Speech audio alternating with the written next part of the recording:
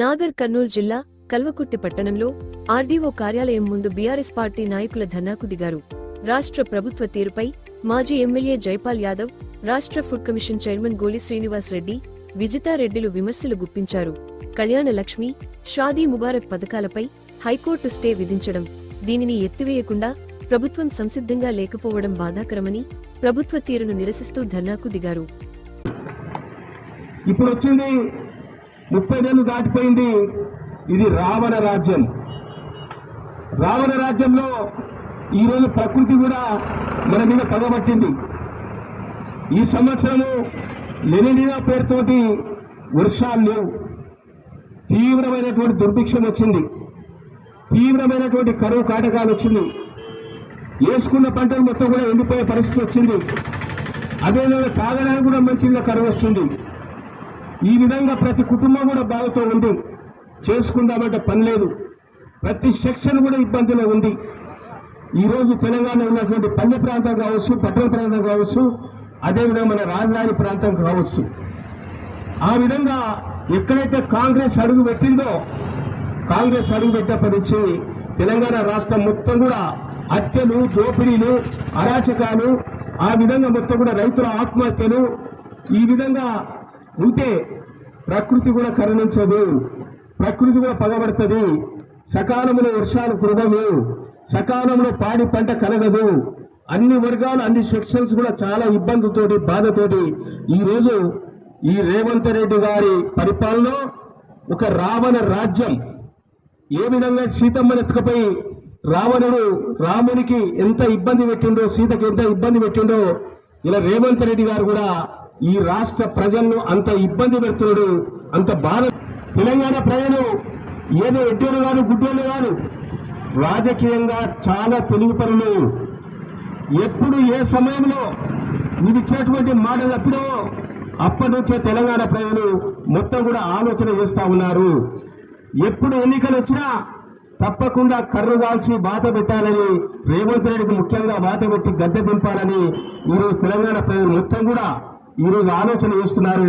అన్ని వర్గాల వారు, కులాలకు అతీతంగా, మతాలకు అతీతంగా ఈరోజు ఈ ప్రభుత్వం, ఈ రాక్షస ప్రభుత్వం ఎప్పుడు కూలిపోతుంది, ఈ రాక్షస ప్రభుత్వాన్ని ఎప్పుడు గద్దె దింపాలి, ఏ విధంగా మళ్ళా రామరాజ్యం రావాలి, సుపరిపాలన రావాలి, ఏ విధంగా కేసీఆర్ గారు ముఖ్యమంత్రి రావాలి, ప్రజలకు మరి తిరిగి సంక్షేమ అభివృద్ధి పథకాలు రావాలి, అందరూ సంతోషంగా సుఖంగా జీవించాలనే విషయంలో ఈ రోజు ప్రతి ఒక్కరు కూడా ఆలోచిస్తున్నటువంటి విషయాన్ని ఈ సందర్భంగా షాదీ ముబారక్, కళ్యాణ లక్ష్మిని ఇవాళ హైకోర్టులో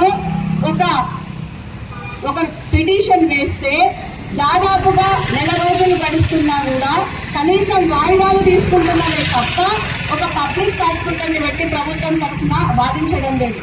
మరి ఈ కేసీఆర్ గారు ఈ పథకాలను ఎట్లా ప్రవేశపెట్టిండు?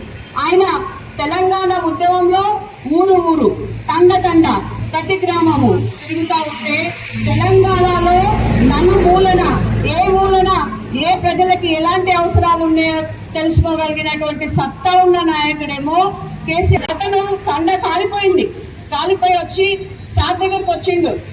ఏమయ్యా ఎట్లున్నావు, మరి ఇది కాలిపోయిందంటే, ఏం చేయదు సార్, నేను నా బిడ్డ కోసము 1,00,000 రూపాయలు ఇంతో అంతో పెళ్లికి దాచుకున్నా, నా బిడ్డ పెళ్లి కుదిరింది, కానీ పెళ్లి చేద్దామంటే మరి ఇలా నా గుడిసె కాలిపోయింది, మన పరిస్థితి ఇట్లున్నది అని బోరుమని ఏడ్చింది.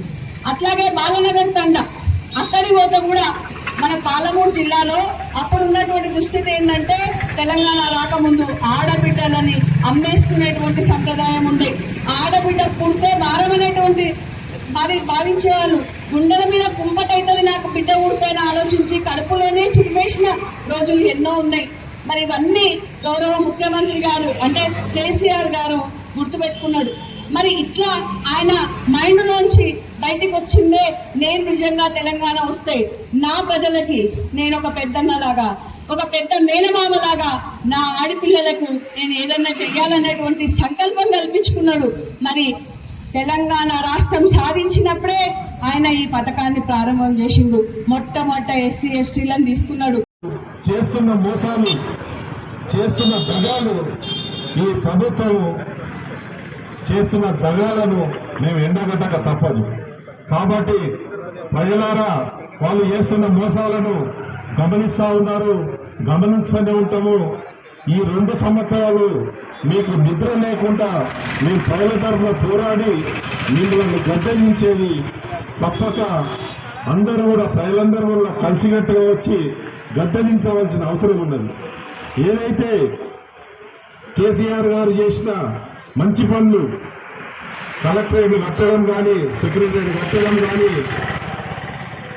అంబేద్కర్ విగ్రహం పెట్టడం కానీ, అలాగే అమరవీరుల స్తూపం పెట్టడం కానీ, ఇవన్నీ మన రాష్ట్రానికి ఎంతో మంచి పేరు తెచ్చిన ఇవన్నీ కూడా ఓర్చుకోలేక వారు ఇప్పుడు వచ్చిన ప్రభుత్వంలో పెద్దలందరూ కూడా ఆనమాలు చెరిపేస్తామని ప్రగల్భాలు పడుతున్న వీళ్లను రాబోయే కాలంలో ప్రజలంతా తరిమి కొట్టే రోజు వస్తుందని గమనించవలసిన విషయం.